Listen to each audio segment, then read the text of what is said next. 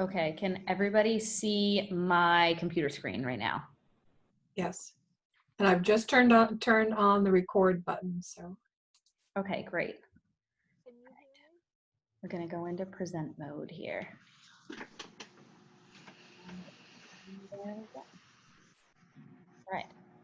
All right, so I'm really excited that you guys are all here today to learn more about Facebook.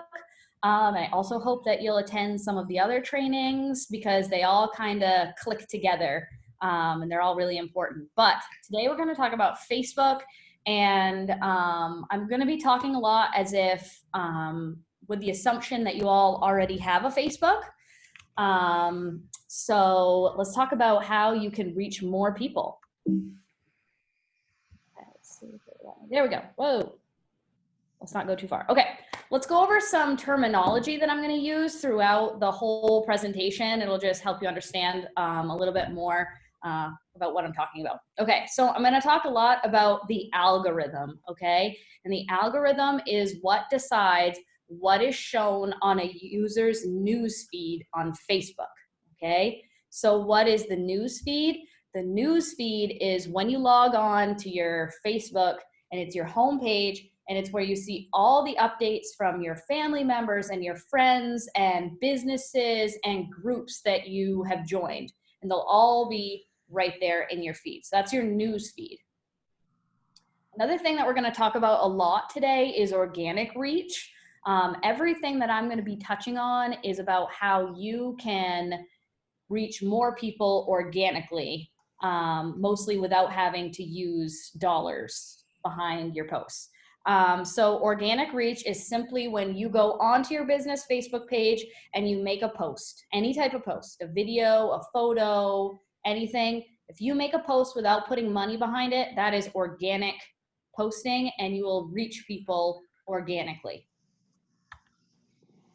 Then we have paid reach. So paid reach, you have two options. So any of the posts that you've made on your business Facebook page, you can then hit the promote button and put money behind your post, and more people will see it. Facebook will automatically add it to more people's news feeds. The other thing that you can do with paid reach is create a Facebook ad. And Facebook ads are really cool because they have a whole selection of call to actions. So let's say your business had an app, or you want to push them back to your website, or you want them to download a PDF, anything like that. Facebook ads will allow you to add a call to action button that people can click on to do what you want them to do. So those are two ways to reach people even further with money.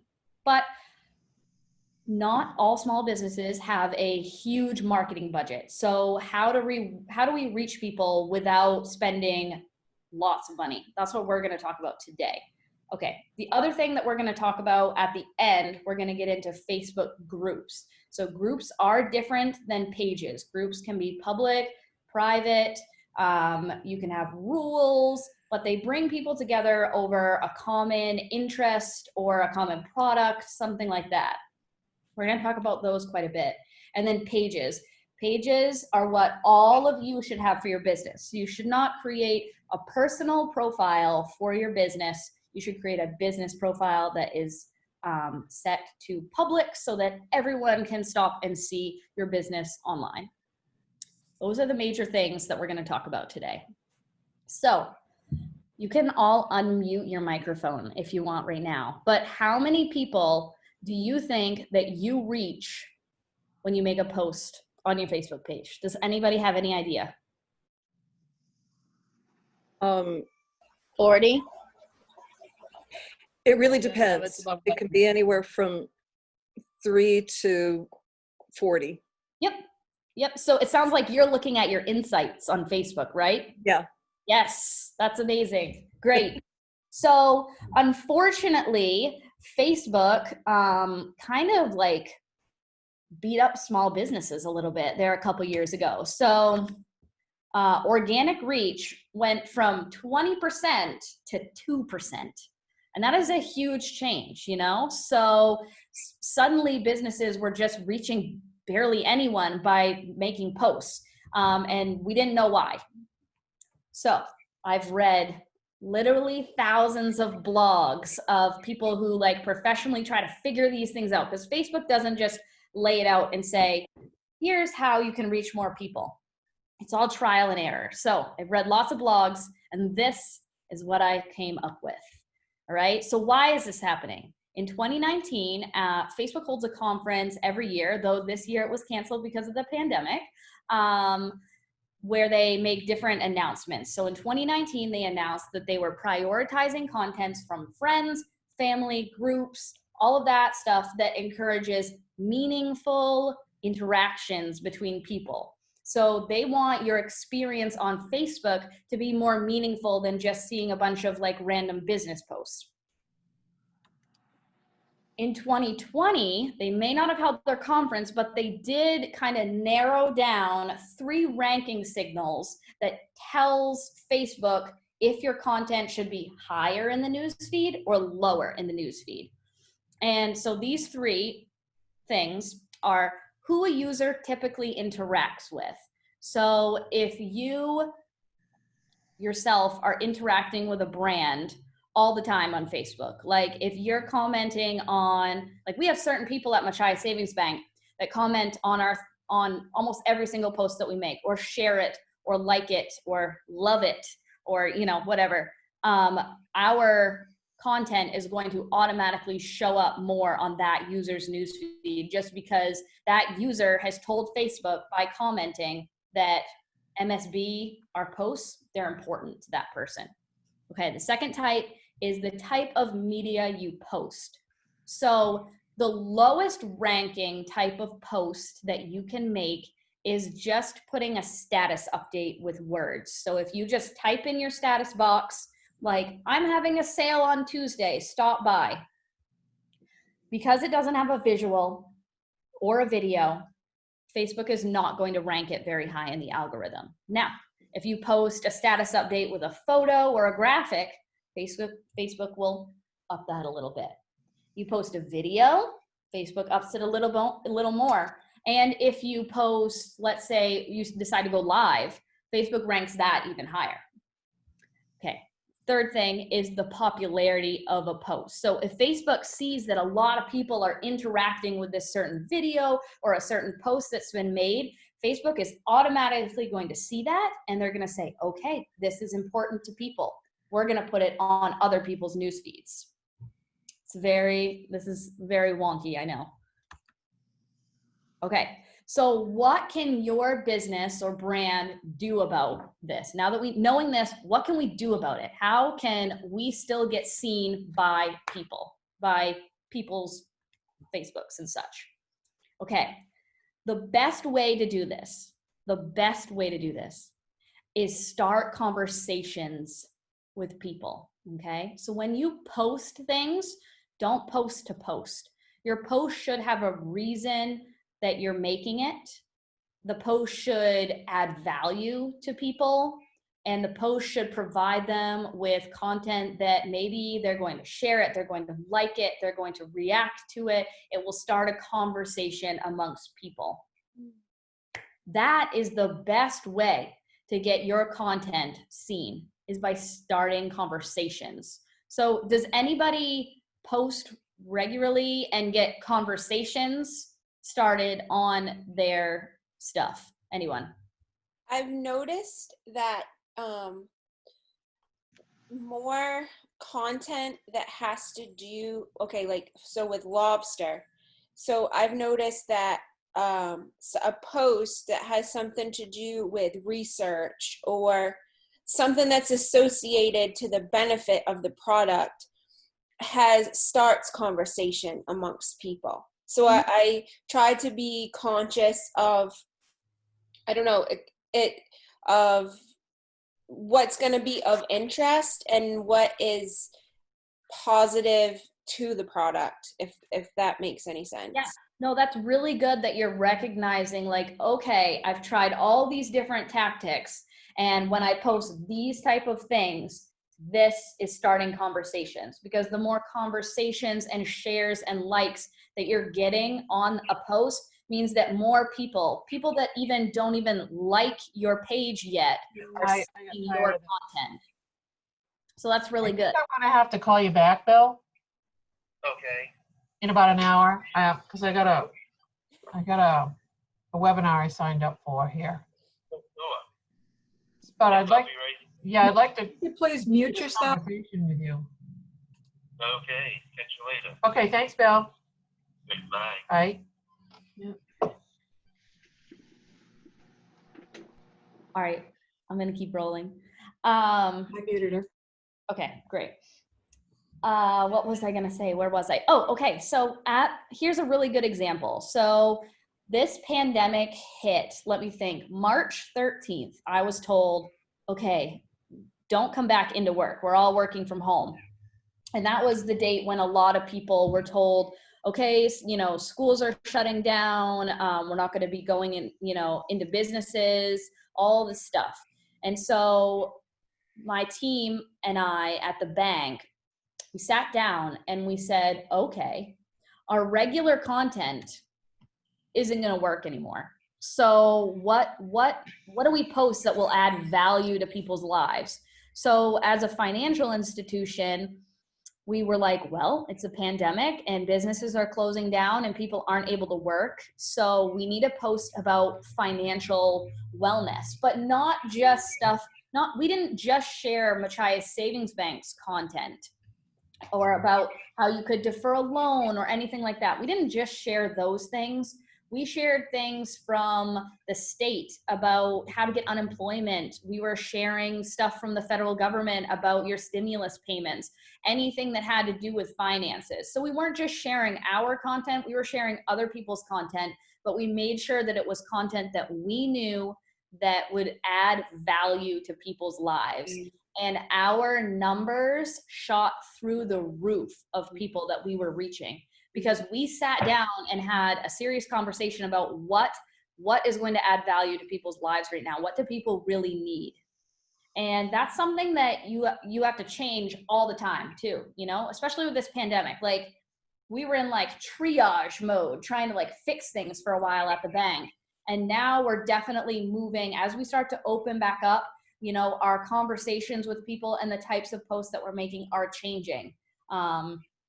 So, that's a question that you have to ask yourself all the time. You can't just ask yourself, is this going to add value? And then just run with that for the rest of the year. It's definitely something that you want to be thinking about over and over and over again. And if you see a drop in the amount of people that are communicating back and forth with you on Facebook, maybe it's time to like reevaluate and say, okay, is my content providing them value? So this is the number one thing. Start conversations. Okay, here we're going to talk about meaningful interactions. So meaningful interactions go hand in hand with starting conversations, right? So Facebook, when I say conversations, it doesn't necessarily have to be a comment, though Facebook really does think that that is the best thing. But if someone just hits like on your post, that's good. That's good. You caught their attention. But if they have to take the time to hold the like button down and then choose one of the emotions like love or laughing or something like that, Facebook knows that they took extra time out of their day to actually give a reaction versus just a quick like and continue to scroll. So if you can get reactions from people and comments, and then when they share your post too, that's really great. Facebook likes that. And then if they share your post and someone comments on their shared post, Facebook's even watching that. So Facebook knows every word, every move that someone makes on your content. And if it sees that people are making lots of moves on your content, it's going to boost it in the algorithm and more people will see it. All right. Another really, really important one is post timing. So you can go into your Facebook insights and see exactly when your audience is online. Like the majority of your audience is online. Has anyone ever done that? You can Zoom around in your insights in the back end of your Facebook page and find that. It's a really great tool. So one of the things that we know about Facebook's algorithm is that Facebook wants to give people really up-to-date information, right? So newer is better. So knowing that, if your audience gets online on Facebook every day at 9 p.m., and that is like the height time that they're on Facebook, if you post at the time when they're online, there is a significantly higher chance that your audience is going to see your posts, and then hopefully have like those interactions with the post as well. So if you post at 8 a.m., but your audience is on at 9 p.m., your post is buried by newer content that Facebook will prioritize. I also, if you think that you know when your people are usually online, I encourage you to go and check that. The pandemic has flip-flopped everybody's schedule. You know, people are doing things much differently than they are. Maybe they're spending their lunch break on Facebook versus the evening. I know that for us at Machias Savings Bank, when I went in and looked at our insights, they were changing every day, and they finally settled into a pattern. But this pandemic made, you know, everybody's schedules go haywire. So especially in this weird time of reopening, and some people are going back to work and some people aren't, make sure you're checking when your audience is online and posting when your audience is online. That's really important. Okay. Posting high quality video. In May of 2019, Facebook announced that the newsfeed would increasingly surface like quality original videos. If there's one thing that, you know, I've learned from this pandemic about Facebook is that people don't care if your video is perfect right now. They understand that we're all at home. We all don't have professional equipment. We all don't have access to professionals to come into our business and homes to take videos for us. People just posting a video, a cell phone video, holding up your phone and taking a video of yourself and then posting it, that's fine. As long as it's not like glitchy and you're so blurry that, you know, you can't see yourself, and it's an original video. Facebook likes that, and people really like that authentic feel. We've had Larry Barker do a bunch of updates using video, and we sent him home with a tripod and his cell phone and said, videotape yourself. And he's the CEO of the bank. You know, we didn't send a camera crew in there with masks. We said, it's okay. Everybody's at home and everybody knows that we're working with, you know, minimal tools. And the video still went over, the videos have gone over extremely well. We've actually had the most reach we've ever had with those videos. So just because you don't have access to professional equipment or can have a professional come in and do a video doesn't mean that you can't do one. Oops, gotta click on this. Here we go. All right. So Facebook also has some specific video ranking factors. So 3 things: loyalty and intent. So if people are searching for videos and sharing them with their friends, and they're watching videos, then I'll hold off until we can get the feedback.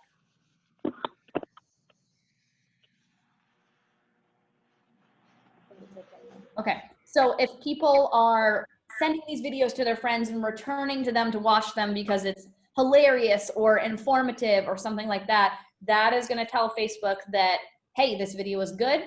Let's boost it in the algorithm. The next thing is video length and duration. I'm going to read this, but then I also have an explanation for this as well.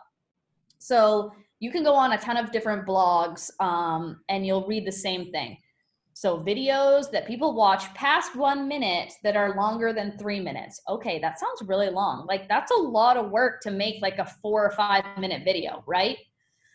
So the reason Facebook tells us that this is how long videos should be is because okay, actually, I'm going to back up. Has anybody watched a longer video on Facebook recently? I have. I have two. And do you see that, Yes, I like, have.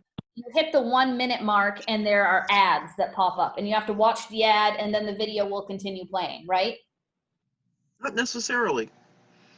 Most of the time, but that's only if so these larger companies that have over, I believe I want to say it's like 10,000 likes or more. So probably far more likes than any of you have currently.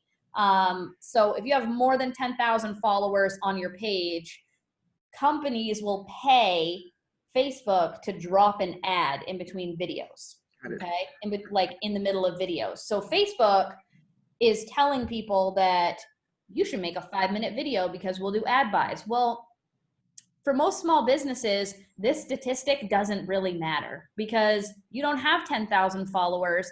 Therefore, you're not going to have ad buys in your videos. I can pull together a few blog posts about this, but for small businesses, there are depending on the type of video that you're doing, there are various lengths that are considered the right length for the videos. So depending on what you're doing, whether it's an explainer video or I don't know, it could be anything. There's varying lengths that they should be. And with a quick Google search, you could probably find those out. Like, how long should my explainer video be on Facebook? And you could read for days about that. But I could pull some links together that I could email after this whole session is done. Okay, the next thing that Facebook ranks videos on is originality. So if someone has just repurposed a video from another source, then Facebook can recognize that. It's smart enough to know that, hey, you weren't the original creator of this video. They want videos that people make to add value to people's lives, just like the posts. They want your posts to add value or else they're going to bring them down in the algorithm. So when you make a video, just make sure it's an original video from your company, and you won't have an issue. All right. The other thing that you can do is go live. Has anyone gone live on their Facebook before? I haven't had the courage. That's what I feel too. I get nervous about live video as well. And at the bank, we're really, really careful about live video because we have a lot of rules and regulations that we have to follow that go along with that. We're not like your typical small business. So I don't do live video a lot. It's not my thing, but I do know that there are tons of small businesses that will have live video parties and sell products and such right over Facebook doing a live video. So if you know how to use it and you're comfortable with it, going live is an amazing tool. And Facebook told us that it gets 6 times more engagement than regular video. Like, that is a lot more engagement. I don't know. Has anybody watched a live video before? I go live multiple times a week. Yeah, the comments just keep popping up, and so that's why Facebook told us, like, it gets more engagement, so use it. They want you to go live. So if you're comfortable with it, go live. It will probably get way more hits than anything else that you post on your Facebook page. I could also try to pull together some live video tips and tricks if people want them. And there's also some tools that I know of that are really helpful if you go live that are pretty cheap that you can order off Amazon for like $30 and under. So I could pull a little list together for anyone who's interested in some live video details. I have a question. Yeah. If you go live and then you end your live feed, does it disappear off of there, or does it stay recorded? I've always wondered that. Or like, do you have that? It will record it, Okay. but I don't know if you've ever I've watched a live video to the end and then Facebook puts up some sort of message that's kind of to the effect of like, we're still pulling this together, but it will be saved to your page within blah, blah, blah amount of time. Okay. So yes, it will be recorded, but it's not instantly posted to your page. Like, okay. But there'll be a placeholder on your page that was like, was live. Live, okay. And then if the video's not ready, it'll just kind of be like a gray screen, I believe. But as soon as it's ready, it does have a placeholder on your Facebook page, which is nice. Jillian, if you don't mind, I'll interject on this. It goes live fairly quickly, and one of our lives that we do weekly is an hour and a half long, and it's posted to the page probably within 10 minutes, depending on the quality of the internet. Mhm. Yeah. So it will, so then yes, it will pop up fairly quickly, which is great. It's good to know. I don't do live video enough to really know how quickly those things pop up. It does give you the option of deleting it. If you hated it, you could delete it. If you want to, you can share it to your page. Yep. Great information. Thank you. I can't see your face, so I don't know who that was, but thank you. That was Teresa that was speaking, but people are putting into the chat that they would love the resources. Okay, great. Yeah, I can pull those together. It'll take me a couple days. I'll do some research for you guys, and I'll have Jen send it out in an email. Yeah, we'll be sending out this presentation as well. Okay, so the next thing you can do is post often and consistently. This is another really big one, right? So you want people to talk with you and engage with you. If you're only posting once a week, that's not really going to happen, right? So you got to post all the time so that people are engaging with you. So Facebook already told us that pages that post more often are more likely to be meaningful to their audience, and therefore posting frequency is a ranking signal that can affect how high up in the newsfeed your posts are placed. So post often. You don't have to post every day. You don't have to have a post 7 days a week unless you want to, but because, I mean, honestly, that's a lot of work. But if you could post consistently 3 times a week, 4 times a week, maybe 5 times a week, and have 2 days of rest, that's really good. And then your audience members know that you're consistently posting. For instance, restaurants. I don't know if anyone has a restaurant. Did anyone say they were a restaurant owner here? I don't think so. I don't believe so. But for instance, restaurants, right now, during this pandemic, where are people going to get their information? If you want to know when a store is open, where are you going? I'm going to their Facebook page because I want to know what their new pandemic hours are. I want to know what their new pandemic menu is. So utilize that. People are going and they're typing in your Facebook page. Like if they want to go to it, like if I want to eat at Helen's restaurant in Machias, I'm typing in Helen's, and then I'm like, oh, all right, they're closed from 2 to 4, but I can get my sandwich, you know, after that. And oh, they're only offering this smaller menu during the pandemic. So that's just an example of being consistent can help you because people know that your information is fresh and up to date. To do this, I really, really would recommend a content calendar. At Machias Savings Bank, our content calendar would make you want to cry. But it doesn't have to be complicated. A content calendar, like you could literally put your content that you want every day in your Google Calendar or in your calendar on your phone that you use every day, or write it down, write it. If you use a paper calendar, just write it. And that sets a goal for you and it helps you meet it and keep posting consistently and keeps you organized.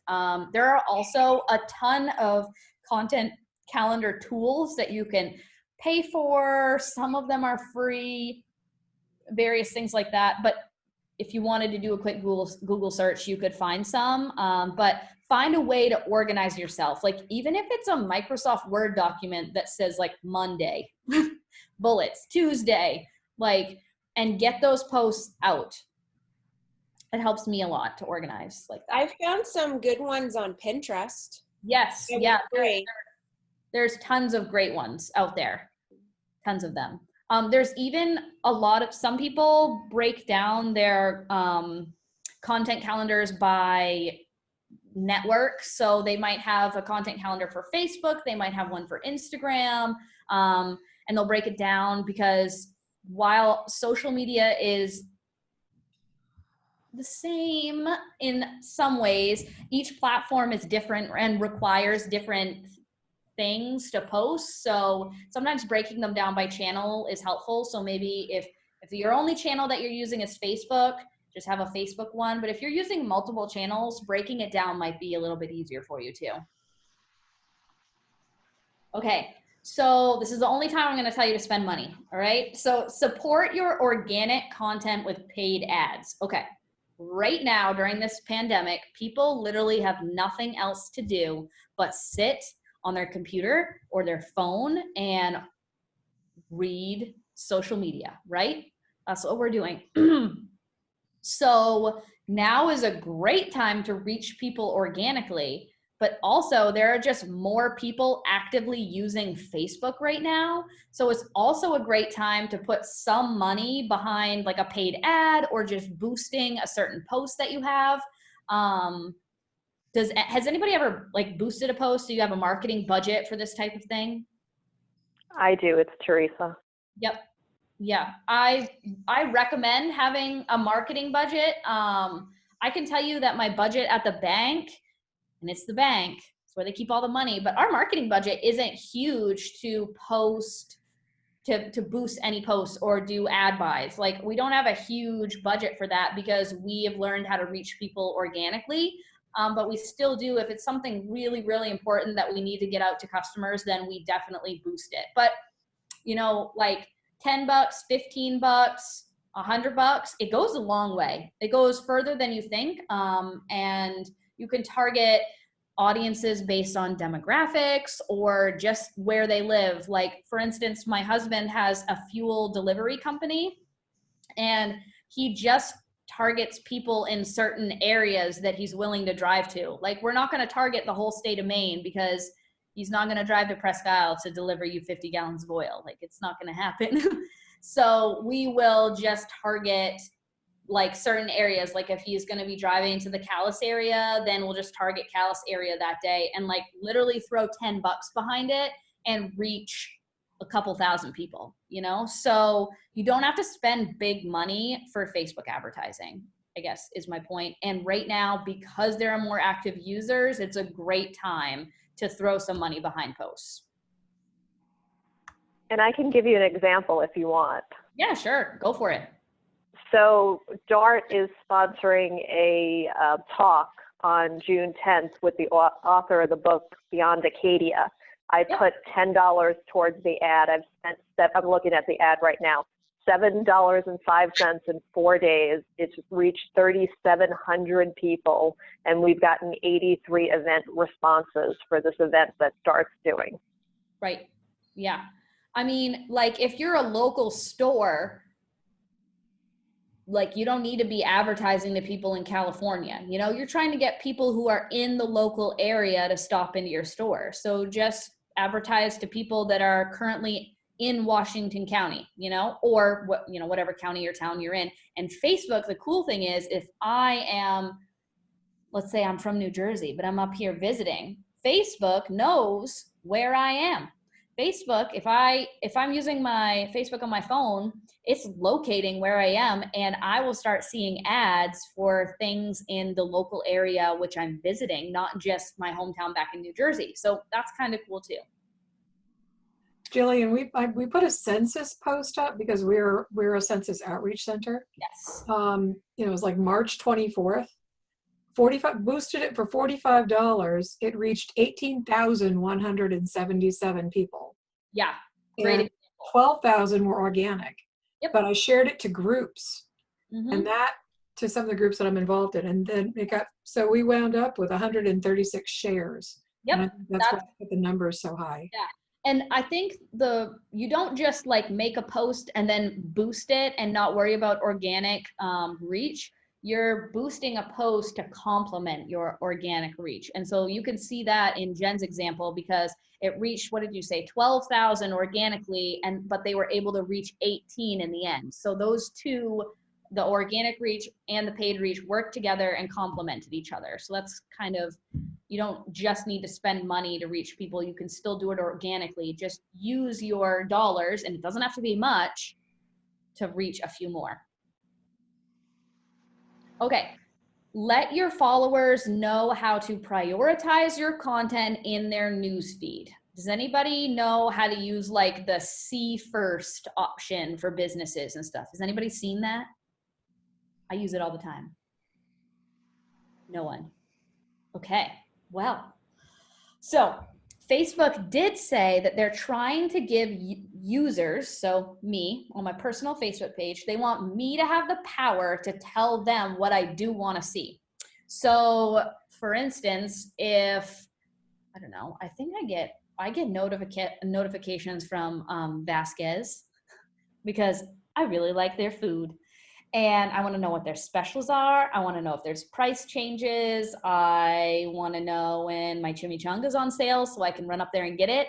And so instead of just having to go on and search their page every time I want to see and check their new posts, I can choose to see their content first. So anytime I log into my Facebook, I open my Facebook app, bam, Vasquez is right at the top of my list if they've posted, and I can see their new content and choose to interact with it or choose to put my car in drive and go get my chimichanga. It allows me to be in control of the content that I see. So I'm able to tell Facebook that this brand or this business is of value to me and I want to see what they're posting. Even with my work at the bank, I decided to put the Maine CDC and the Maine Department of Labor on See First. So I can see what they're posting and decide if Machias Savings Bank needs to make a post based off what they're saying.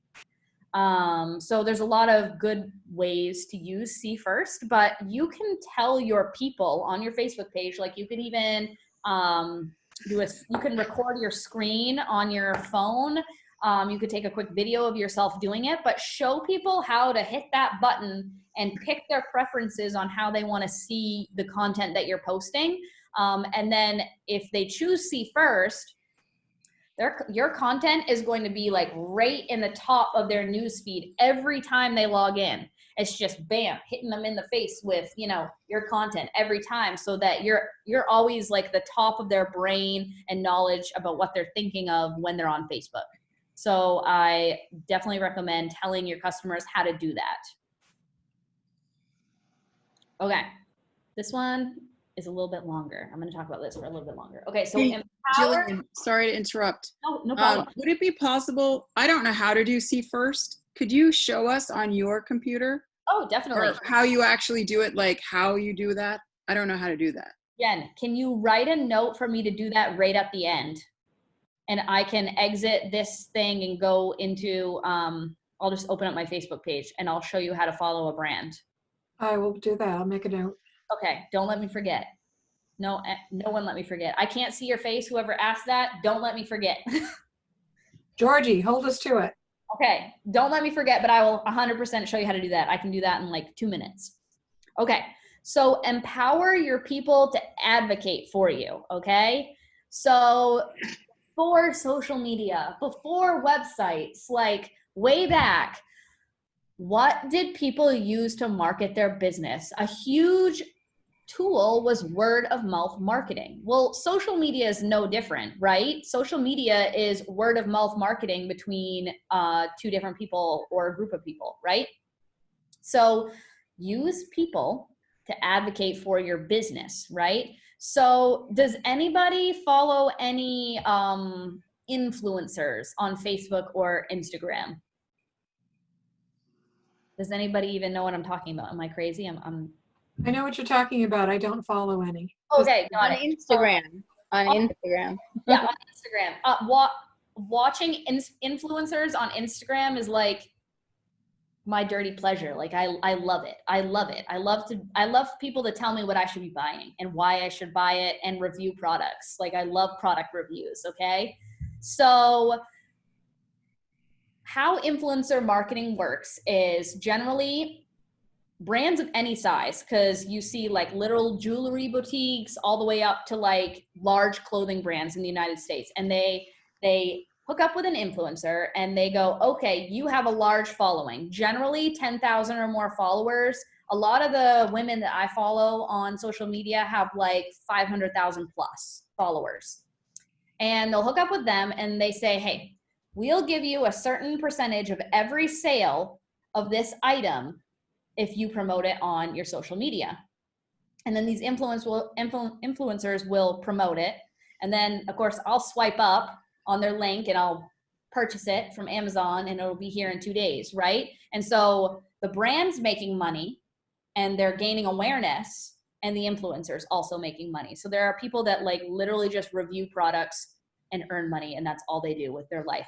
However, you don't have to find someone that has 500,000 followers or even 10,000 followers. You can use just your local people around here as a brand ambassador. Ask them to share your content and review your products and post reviews on your page and on any review sites like travel sites, all of that. Like, word of mouth is really, really, like, it's an amazing tool, especially on social media.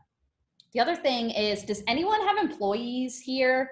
I know a lot of businesses that I tend to see around Machias area don't have, there's not that many businesses that have tons of employees, right?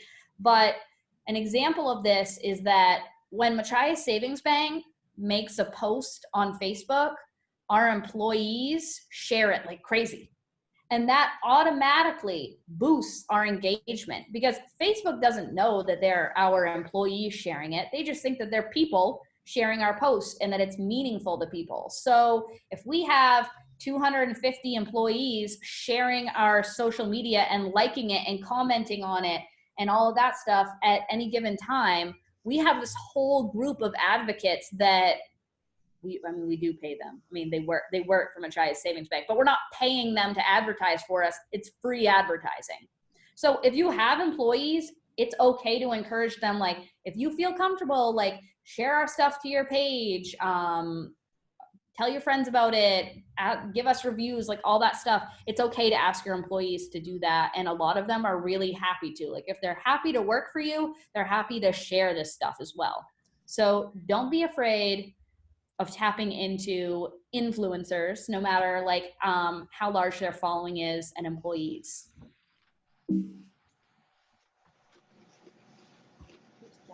All right, there we go. Okay, probably most of you know this, but I want to say it just so everyone knows. Never post something that's going to get you down ranked in the algorithm, okay? And the reason I say this, I wasn't even going to include this slide. Sometimes I include it, sometimes I don't, but I decided to include it because of the pandemic. How many of you on Facebook have seen articles that are now being fact-checked? Have you seen the little fact checker at the bottom of an article that says, we checked this and it's incorrect, or yep, this is correct? Has anybody seen that at the bottom of some of their Facebook stuff? Yeah, okay.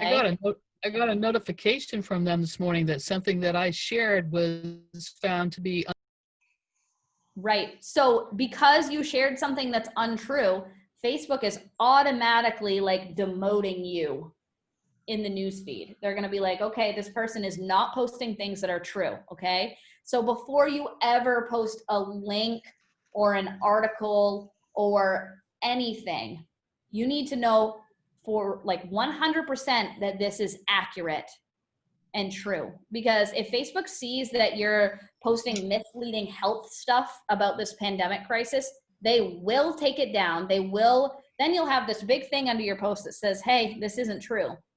That doesn't make you look very good to your followers. And Facebook is going to say, nope, we're not going to show her content because she's not posting the correct stuff.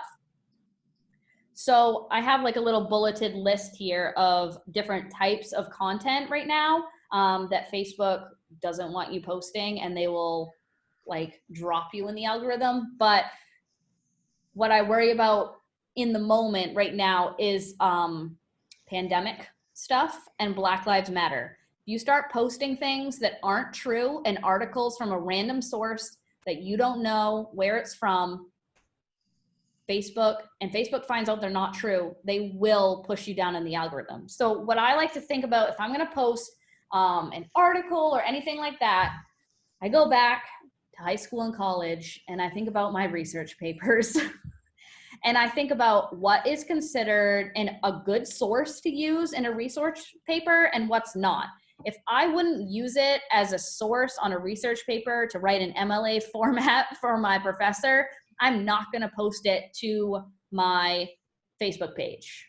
You know, like it should come from like a news source that you know is an actual news source, like News Center Maine or I don't know, ABC News, like whatever it is. Make sure it's from a real and reliable news source before you post anything. I know a lot of pages, there was an article going around, it was like a graphic actually of how all these different things were going to be implemented when school opens in September. And I saw business pages sharing it. I saw like just, you know, personal profiles sharing it, but that was completely inaccurate. It was based off some CDC guidelines, but it was a completely inaccurate statement. And so all those businesses, because they just jumped on a bandwagon and posted that, it really hurt them in the long run.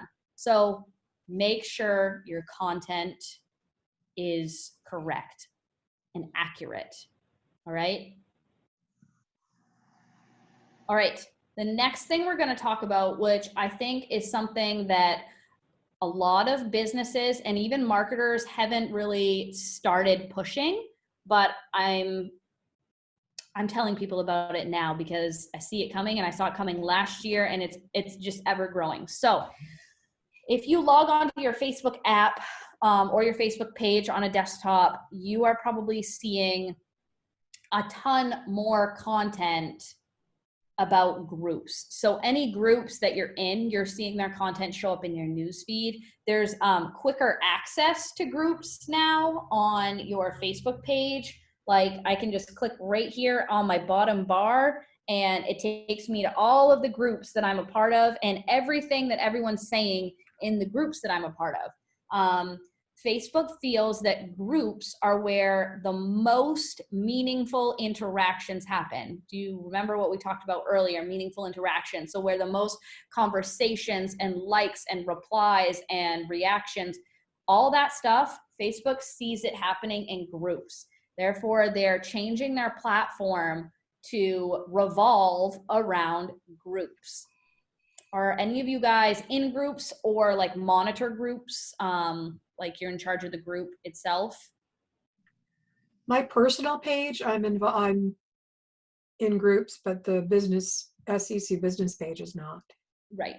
So I can forward it to the groups through my personal links. Right. Yeah. So I am part of a whole bunch of groups, and I use groups for various reasons. When I used to do a lot of web design stuff, I joined a web design group that used the same tools that I was using on my web design, the same software. And if I could not figure something out, it was quicker for me to post my problem in that group, and then I'd have 50 experts answering my question instead of calling customer service. So I use groups to gain knowledge about products and services that I'm using. I also use groups to stay connected with people. Like my high school class has a group, and my college class has a group, and there's all kinds of, even my soccer team that I was a part of for 4 years in high school, we have our own group. You know, there's lots of ways to use groups, and they do spark way more meaningful interaction than your everyday post, because people are in there for a reason, and it's around a common interest or goal.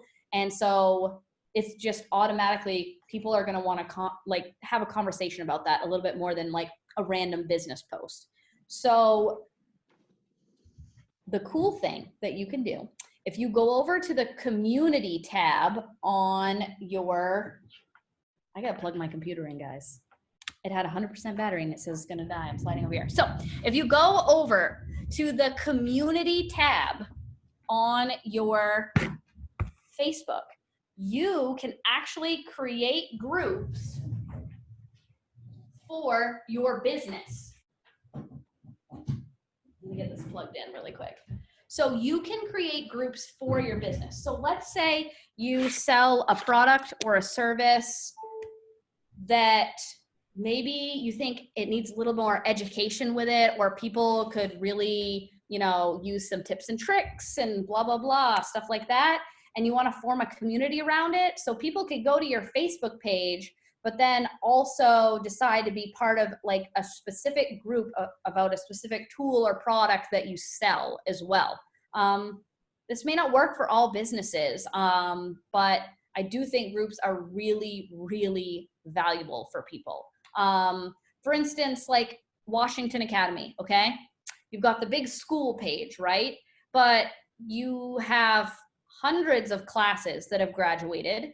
You have your National Honor Society, all of those things. So instead of people having to randomly search on Facebook for those things, they can come to your business page and go to the community section and find all of these groups that they can join and that might add value because they already love the business because they've liked your page. Now, how can you add more value to them? So I would, if I had a business, which I do, but I would start a group. I would start a group around a common interest or goal and see if you can gain more followers and discussion and just people caring about your business even more by using a group. And groups are really cool because now groups have insights. So you can have a business page and you're going to go in your insights and see what's doing good, what's not, how many people liked our page today, how many people unfollowed us, all these things. Now you'll be able to do the same thing, but in your group, which is really cool. So you can see not only how your Facebook page is performing, but your business group is performing as well. Groups are really, really cool.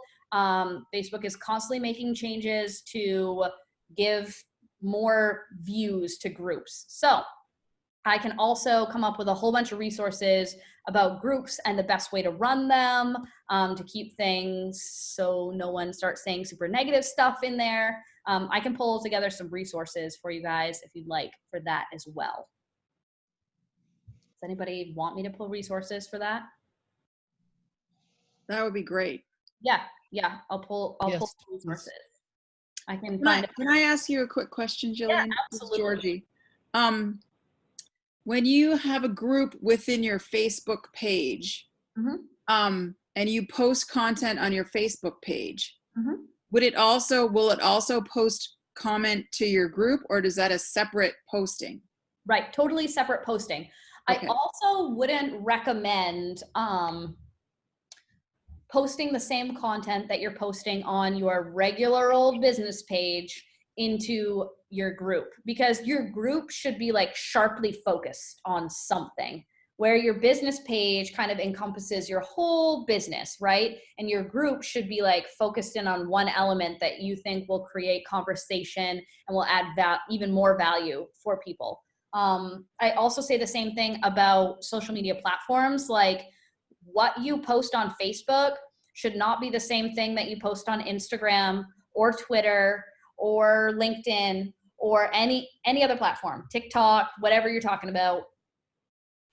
You should not be posting the same content on all of them. Each social platform should provide value in a different way for your customers. So, like, for instance, why would I, as an individual, follow Machias Savings Bank on Facebook and Instagram and Twitter and LinkedIn if I was going to get the same content on every single page when I could just follow the Facebook and get everything I needed?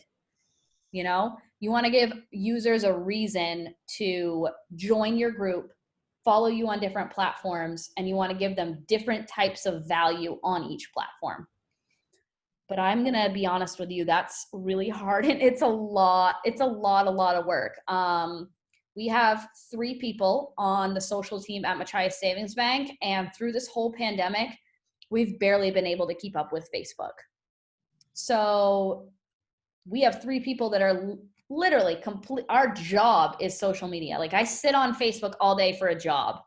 And we were only able to really keep up with Facebook during this whole pandemic. So if I have 3 people dedicated to it and we can't keep up, then I know that it's really hard to do that for small businesses where you're the owner, you're the marketer, you are the everything. You're the accountant, you're doing it all, you know? So maybe you don't need to be on all the platforms. Find what platform works best for you and stick to it. And if that's Facebook and one group, great. If it's just your business page, pick one and do it really well.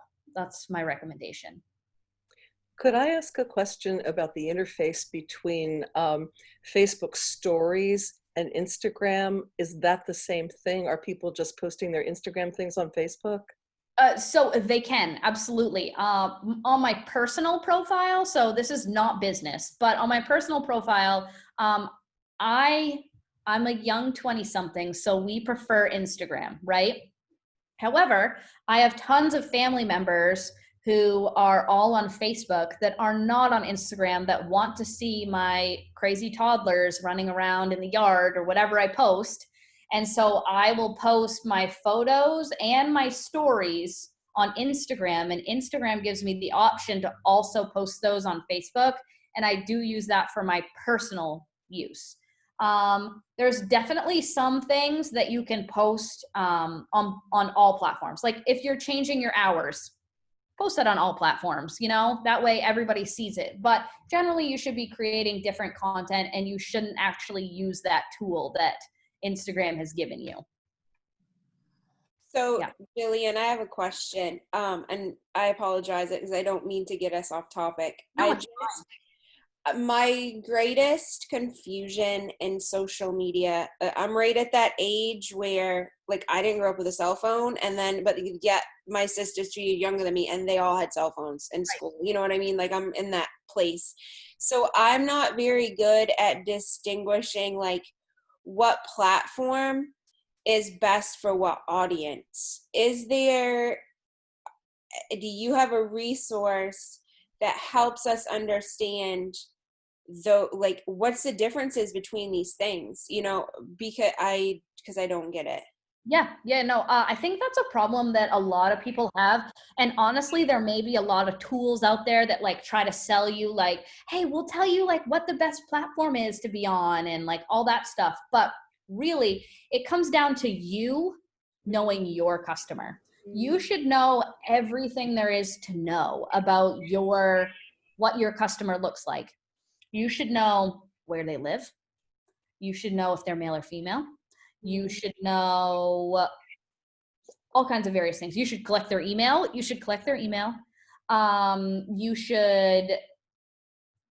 all kinds of demographics that you could capture. But even if you just know your customer's like general age, like if your customer is like 40 plus, you're probably going to be on Facebook.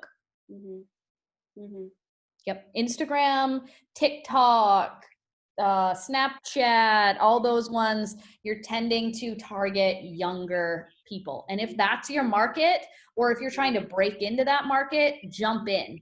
But age will tell you a lot. Gender will tell you some too. When Instagram first launched, there were like no guys on Instagram. Everyone thought it was a girly thing, and then now it's taken off and everybody has it, so that doesn't really factor into it. But I would say try to get to know your customer. Like when you make a sale, like have the person who's making that sale mark down who you're selling to. Who is it? Okay, I sold to this person in Jonesport, and they're this old and they're a male. And like track that for like a month and be like, okay, who am I selling to?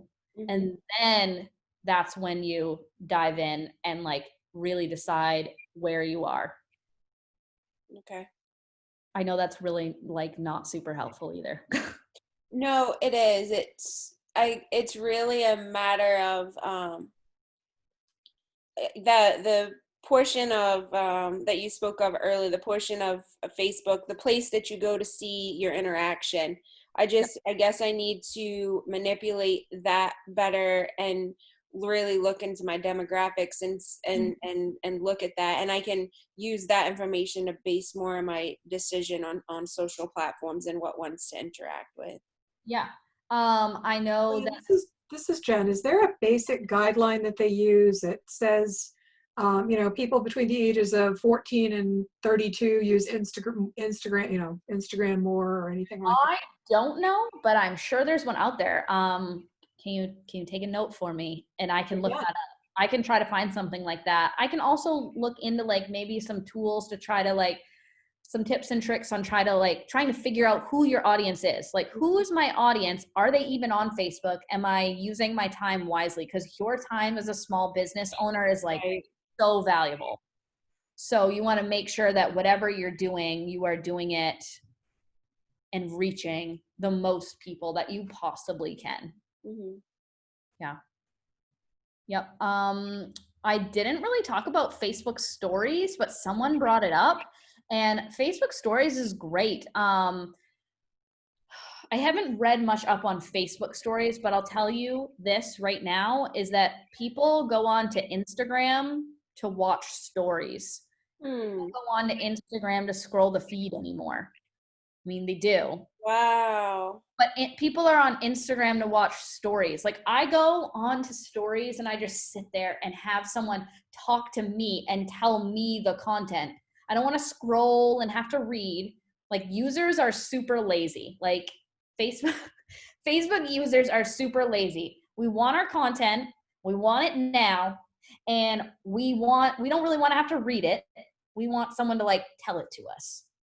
You know what I mean? Or like have it in a graphic or something. Like they don't want to read your status update. So I know that and I'm not alone, this is the general consensus, is that people go on Instagram to watch stories. People give behind the scenes of their daily lives, what's happening at the business, blah, blah, blah. Like if there was a sale just that day, because stories only last 24 hours and then they delete and they're gone. Same thing for Facebook though. Facebook stories last for 24 hours and then they're gone. And people are starting to younger users are doing the same thing that they do on Instagram and Snapchat and watching people's stories on there, clicking through the stories versus scrolling through their feed, because scrolling requires work and reading. Click on the Instagram stories and they'll play for you. And if you don't like it, you can click to the next one. It's that simple. So it's definitely worth looking into and dumping some time into if you think that's where your audience is watching you.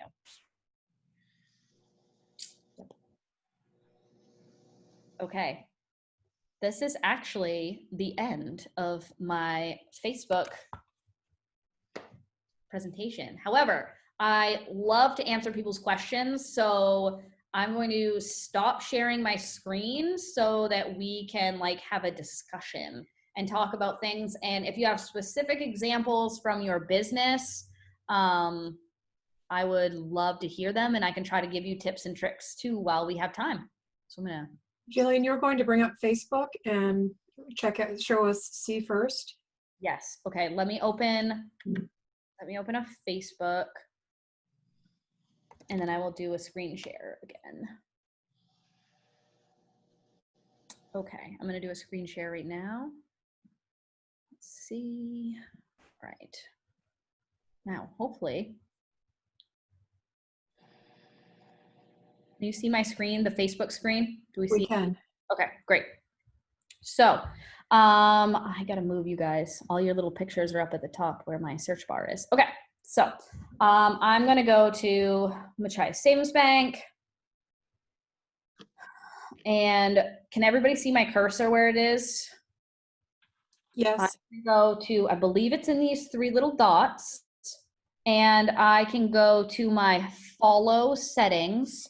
And on here, I have them as just set on the default, which is what every page is going to be set on that you like. Then you can put on See First. And every time you log in, like I said, or open your Facebook app, if there's a new post from this business, it will show right up at the top. And then, so I'm going to put it on See First and then choose what types of posts you want to be notified about. So if you want like actual notifications to come up at the top of your screen, you can have standard, which is up to 5 per day. So if they post more than 5 times per day, you won't get any more than that. You can do highlights or you can do off and not get any. I have standard because I want to know when our posts go live and be notified about it. And then I'll just hit the update button. Boom. And now my content that I have posted on here, MSB's content that's posted, I will now be notified about, and I'll see it at the top of my newsfeed every time I log in. Okay, there we go. Right, does that help people? So can I just ask a clarifying question? This is Georgie. Yeah, absolutely. The question is, so in your Facebook, you pulled up the other business. Let's say you pulled up Vasquez's, takeout. You pull that up, as a business, their Facebook page, and then you click those 3 little dots in the upper right corner. So you specifically go to someone else's page, and then you can redirect it to come to you on a regular basis. I see. Right. Okay. So like, let's say you were going to make a little video post about this, and you do a little quick phone video and you're like, hey guys, if you want to see my content, like make sure to see all of my content and don't miss anything. You can click the 3 buttons at the top and blah, blah, blah. You could show them, you could record your screen on your phone. There's so many ways to do it. And you can post that and tell them that. And if they see that post, your little icon is right beside it. They can click on your page and go right in and do it. So because you made that post, you've also given them like a direct link to go to your page, so they don't have to think about typing it in and like going and finding it and all that jazz. Jillian, earlier when we were talking about audience, there was a question about how to select your audience. Could you do a quick Facebook shot on that? Just to I can't really show you on Facebook how to select your audience, like for an ad. For a boosted post. Do you want me to do it on SEO? Yeah, you may be better off to do it. The clients that I do have, I don't think would want me to show that information because it'll bring up like other private information on their Facebook. Well, if you don't mind if I grab the screen, I can do it. Yeah, go for it. Screen share. Okay, let me just bring up. All right, here we go. So there, do you see the Sunrise County Economic Council Facebook page? Yes, we do. So if I click on Boost Post, over on this little scroll bar here that starts out with objective, I can come down. So I can, right here, I can create a new audience. So if I'm doing something that I think is going to be of interest mainly to women, I can select that. Maybe I'm looking at older women, so we'll say 53 to 65. Maybe location's not important because I do have to choose a location. Sorry about that. So we'll, all right, so we'll say Machias. And you can type in multiple cities too. And okay, we'll, so we'll add Dallas. There we go.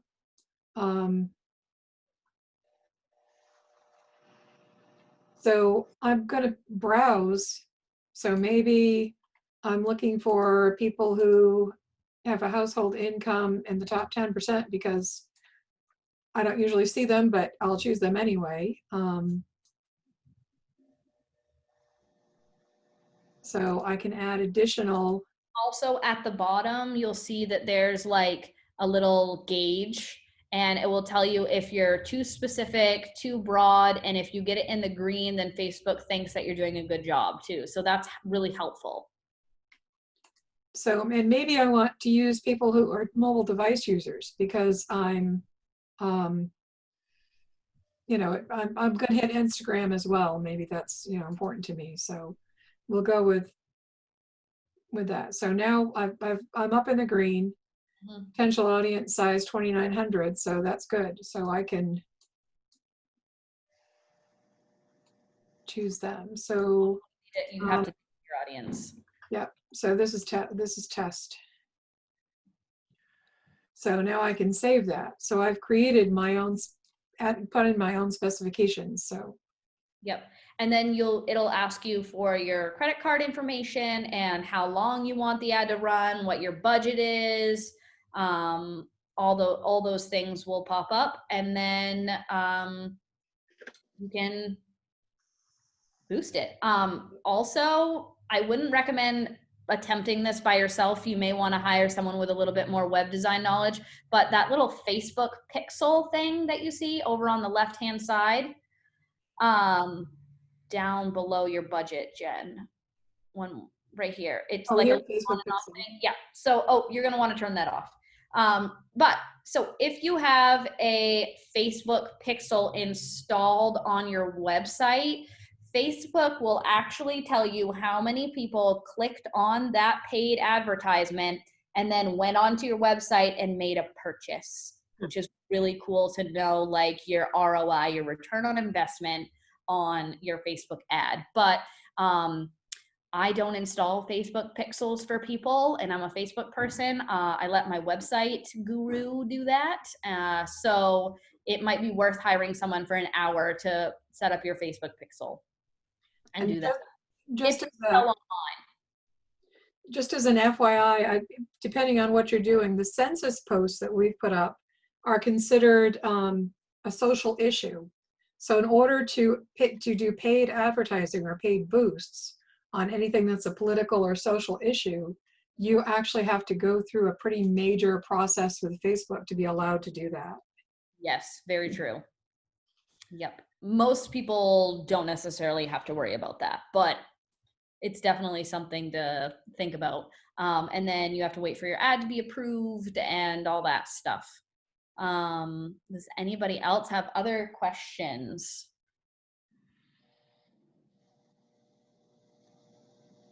I'm willing to answer specific questions about your business, anything like that you have. Throw them at me. This is Elizabeth. I have a question. Sure. Hello? Yep. Oh, okay. I'm creating what I'm selling. So I'm needing to be careful of how much time I spend, on Facebook or any other platform, because I need that time to create. And so, any general advice you have there. And I guess the other thing is that, when I do personal Facebook, I tend to feel very spotty. I don't really care much for Facebook because it gobbles up all my time. But when I do answer, and often people write very poignant and important things to me, and I feel obligated to return their efforts of writing. And so if I were to go large, I did get more people looking at my work. How much time is a reasonable response to give, or what kind of response to give on a comment on what you your comment? Yeah. Your comments and replies to people can really be on the fly. A lot of times with my work for Machias Savings Bank, I'm definitely doing most of my work on a laptop or a desktop. But then if it comes to replying to people on messages or comments on our posts, I'm definitely doing that on the fly on my cell phone, on the go. So I wouldn't recommend spending tons and tons of time, answering people. Your time should be spent creating valuable content for those people.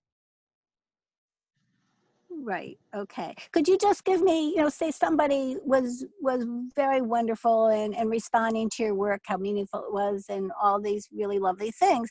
What would be, after somebody has done that, what might be a response that, say, you would give that wouldn't be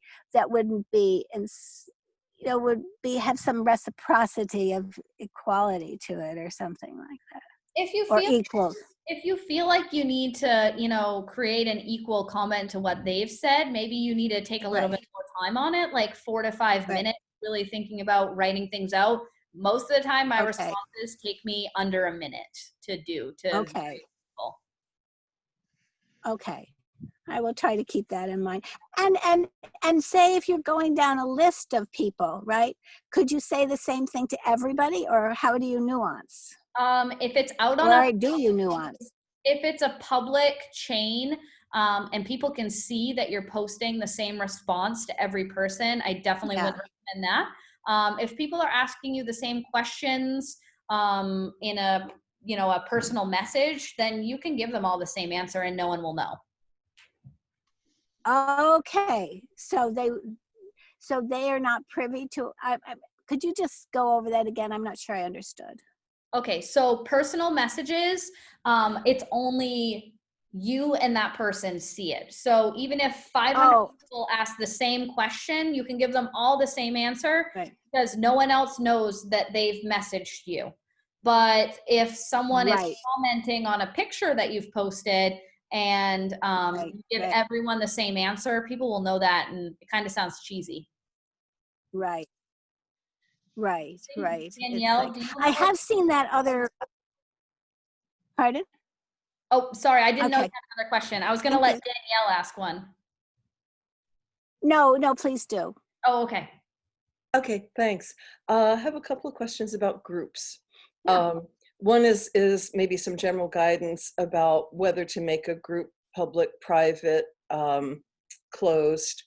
The other would be some specific guidance for me, because I already belong to some groups that exist for voice teachers, for instance. If I was going to create a group that included what I do as a teacher, that also includes the the new initiative that I'm starting with Sing Into Joy. Do you have any advice about sort of how to focus that group? Because if I actually, during this, I reserved that page name for a business page. Absolutely. So I started. I have added nothing to it, but the name is reserved. So the question, I guess, is, you know, if I wanted to do a group as well, and social media time is a little bit limited, you know, because I'm one of those one-armed paper hangers. Yeah. You know, what would you suggest as maybe the most useful category for it, I guess? So, am I making sense? You know, I'm only just thinking about doing a group right now during this presentation. So your business is Sing Into Joy. Right, but my other business is Sunrise County Arts Institute, which is a bit broader. Okay. And so you know, I'm trying to figure out how much to focus it on just one area or broader. Got it.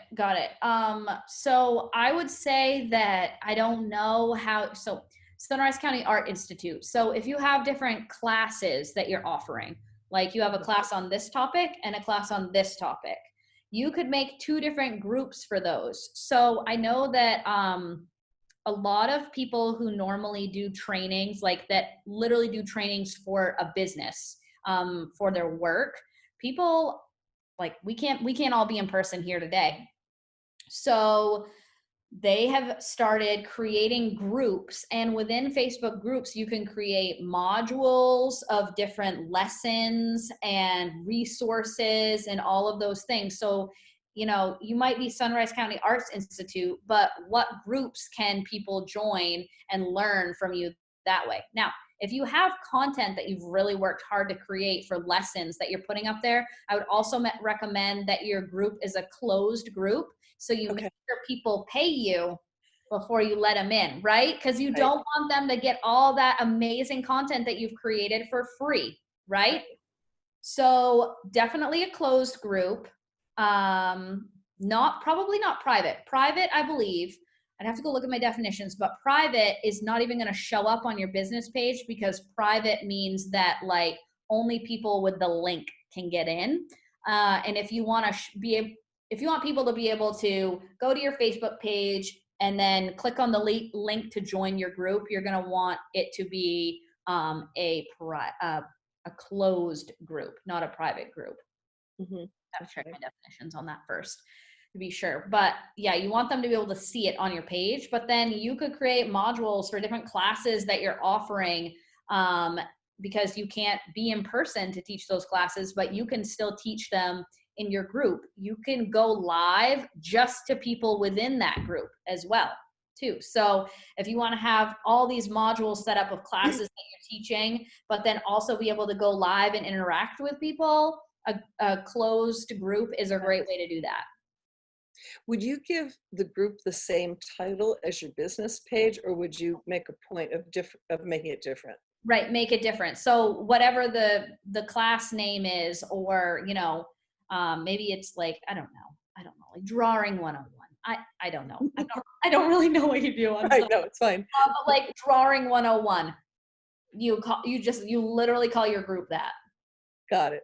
Or even Singing to Joy 2020, Yeah. this year's class. Have different, Oh, okay, yeah. So so Crystal then post, they could come to your Sing Into Joy page, but then they could be like, oh, I was part of the 2020 group, so this is my group that I need to be in. Nice. Okay, thank you both. Yeah. so Crystal posted a link for Daniscudi Regional Tourism Group for businesses in the region. She says to network, support, inspire, and share with each other. So I will send that link out in the email along with this presentation, so you don't have to worry about keeping track of that address. Yeah. Any more questions? Allison, right? Yeah. So I was starting a personal training business right as the pandemic hit. So I was going to be at a physical therapist's office, Right. and work with some for clients. And so I'm trying to get it started online, and I have somebody who's interested, and she's really interested in, she knows about, like kind of some of the foods I eat, and she's interested in recipes and that sort of thing. And I was thinking of doing like a private Facebook group for people that were training with me, and maybe doing like live recipes and stuff. How many people, it's going to be very slow going. And so, excuse me, I didn't know, is there sort of a certain number of people you'd want in a group before you got it going, so that there, or is like just like basically just me and some other person? I mean, that would provide some value to her, but will it be, what do you think of that? I think that as long as you have people that have paid to be in that group, because you're giving out your recipes, you're spending your time on it.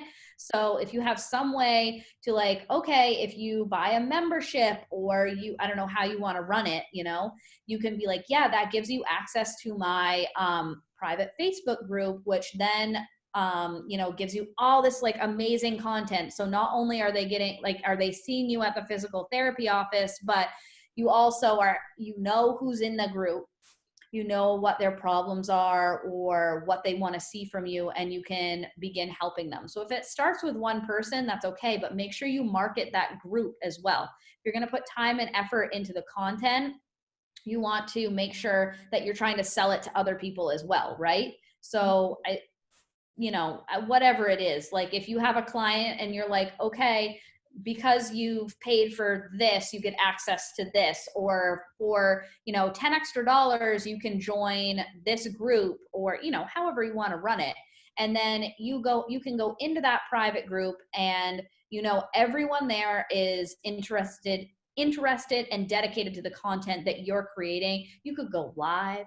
You could make workout videos for them. You can do like, I don't know, you could even do like some physical therapy, like help videos if they're having issues that way. You can share recipes with them, all of that stuff. And that you've already got the money for that, and you've secured the buy. And now you're providing them with the content that they need. But yeah, you can start with one person. Absolutely. But you just want to make sure your goal is to market that group and make it bigger. Yep. Okay, thank you. Yeah. Anyone else?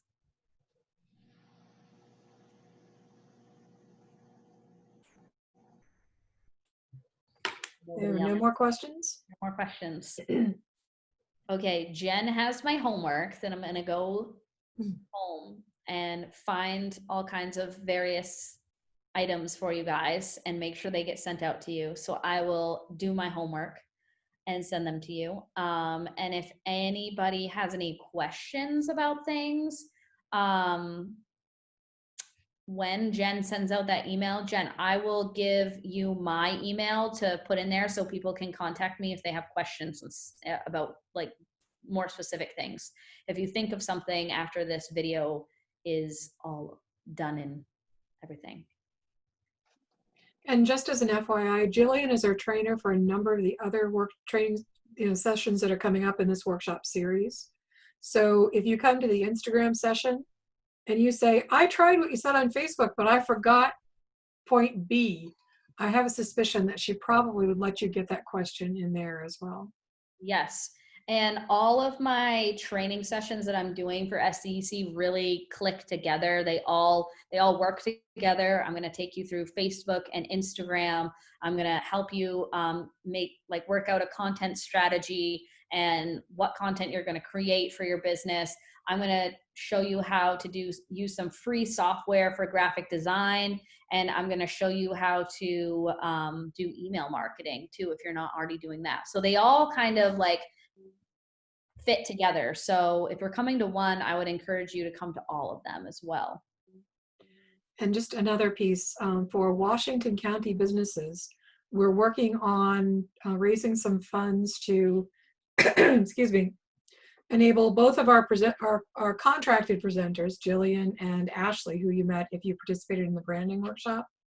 They will be going out, or maybe virtually, if not physically, and doing an online marketing assessment for probably up to 30 businesses. Mm-hmm. That will say, okay, so here's your, here's some information about how your website's doing, about your social media, about whatever. Here are some things that you can do to improve the numbers that you're seeing. And, here's what your branding is doing. Here's what your message is that's out there. And here's some homework for you. And then they'll come back and say, okay, how has this worked? So keep in mind that if that funding comes through, people who participate in at least 2 of these workshops in the session will be eligible to apply for that assistance.